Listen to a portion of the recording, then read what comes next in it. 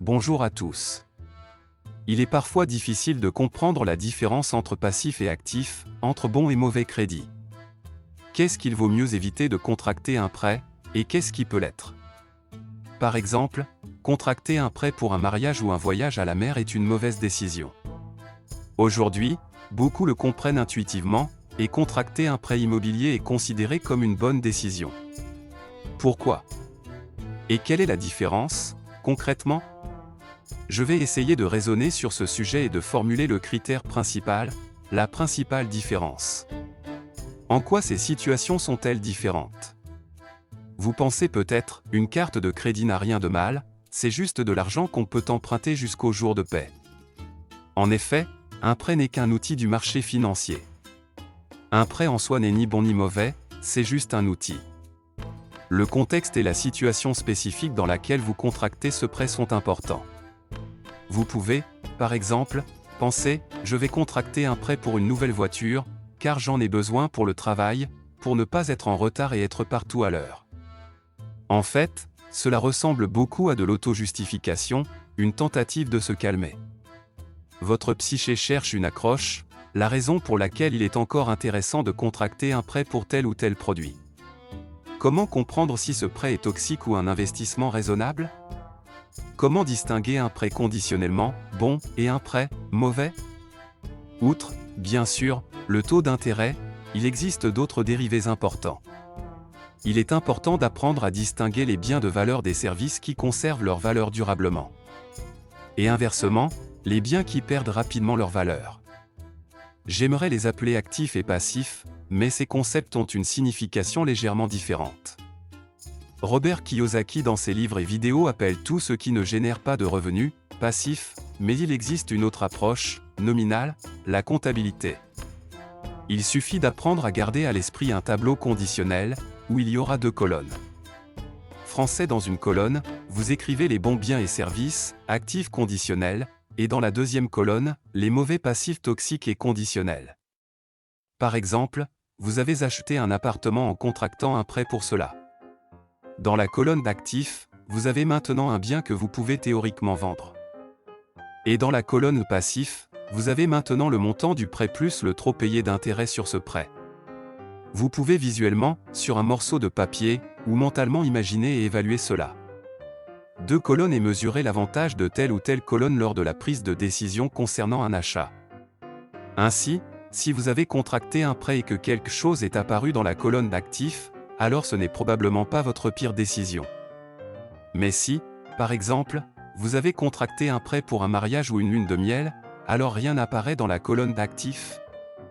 Le temps a passé, 2 semaines de vacances en mer se sont écoulées pour vous, et il ne vous reste que ce qui est écrit dans la colonne passif. Ne m'objectez pas maintenant que, soi-disant, après des vacances, vous avez des souvenirs, un regain d'énergie, une poussée d'énergie, etc. C'est un actif intangible, mais il est difficile à prendre en compte. C'est juste que de cette façon, nous voulons justifier nos achats impulsifs et nos mauvaises décisions financières. Si vous ne pouvez objectivement pas vous permettre quelque chose, alors il ne sert à rien de le dépenser, et encore moins de contracter un prêt. Nous voulons créer l'illusion d'un avantage en inscrivant certaines de nos acquisitions virtuelles et intangibles dans la colonne des actifs. Certaines personnes, lorsqu'elles contractent un prêt, aiment se justifier et dire des phrases « Eh bien, je travaille, eh bien, j'ai le droit de me faire plaisir avec un achat. » Non, vous n'avez pas le droit, si vous ne l'avez pas encore gagné. Ou des phrases « Après tout, on ne vit qu'une fois, mais qu'en est-il des impressions ?» Malheureusement, les impressions ne se tartinent pas sur du pain. Si vous devenez financièrement aisé, alors allez-y, dépensez pour des expériences, investissez dans des voyages dans différents pays du monde, etc. Mais tant que vous êtes pauvre, oubliez ça. Divers blogueurs et motivateurs aiment utiliser des expressions comme « investir dans vos expériences » ou même l'expression « investir dans votre éducation ». D'un côté, cela semble très raisonnable et correct. Vous devez investir dans votre éducation, c'est 100% vrai. Mais réfléchissez toujours à ce que vous pouvez écrire dans la première colonne de votre tableau conditionnel. Et aux mécanismes spécifiques de valorisation des actifs qui seront utilisés. Par exemple, Si vous investissez une somme importante dans des formations, posez-vous la question, comment pouvez-vous augmenter vos revenus actifs grâce à ces formations? Qu'est-ce que cela vous apportera? Il ne s'agit pas d'abstraction, mais de mécanismes concrets à calculer. Si vous achetez une nouvelle voiture à crédit en espérant gagner plus, comment cela se concrétisera-t-il? Si vous vous contentez de conduire un peu plus confortablement, cela n'apportera probablement pas de bénéfices tangibles. Il s'agira d'un simple prêt à la consommation. Des justifications telles que « j'investis dans ma qualité de vie » relèvent toutes de la catégorie des récits imposés par les blogueurs. Si vous en avez l'occasion, n'hésitez pas. Mais le plus souvent, les gens qui contractent des prêts pour la consommation ne peuvent pas formuler clairement comment cet achat va passer d'un passif à un actif. Si vous voulez être financièrement indépendant, riche, alors oubliez ces faux récits. Oubliez les phrases « j'investis de l'argent en moi-même, dans mon plaisir, dans ma consommation ». La consommation n'est pas un investissement. Souvent, pour évaluer le bien-être d'une personne ou d'une famille, on parle de niveau de consommation. Autrement dit, on mesure par consommation, et non par le nombre d'actifs réels en stock. Par exemple, s'il a une maison de vacances, une voiture, un appartement, un chien, cela signifie qu'il a réussi financièrement. Non, c'est faux.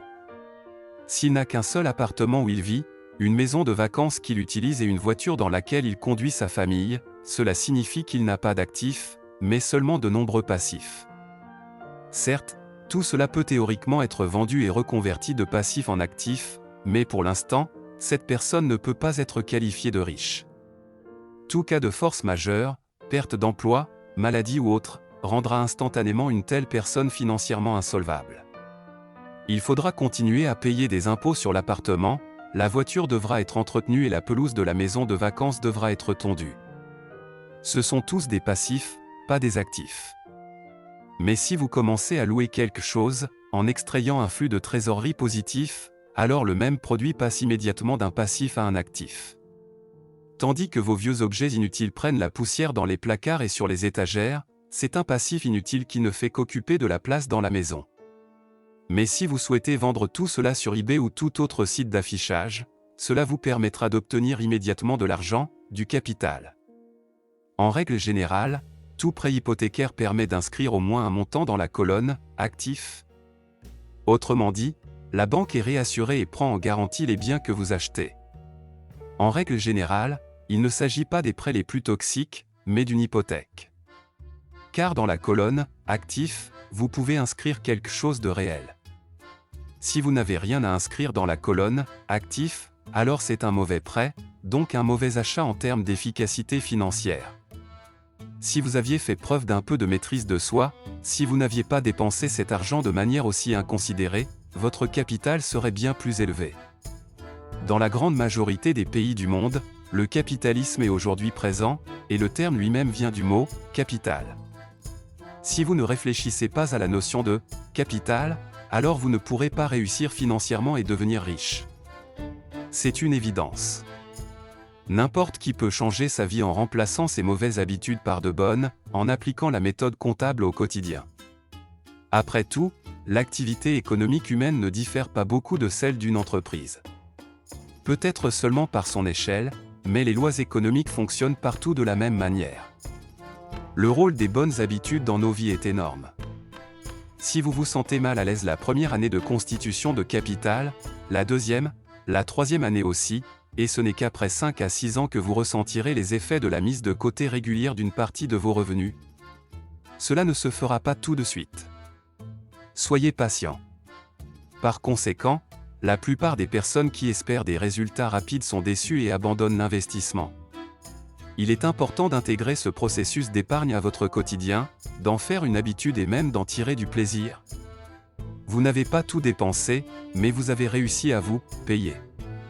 Il est important d'apprendre à vous payer en premier, et ensuite seulement à payer les autres, le boulanger de la boulangerie, le coiffeur, le vendeur du magasin, etc. Payez-vous d'abord, est la seule bonne décision.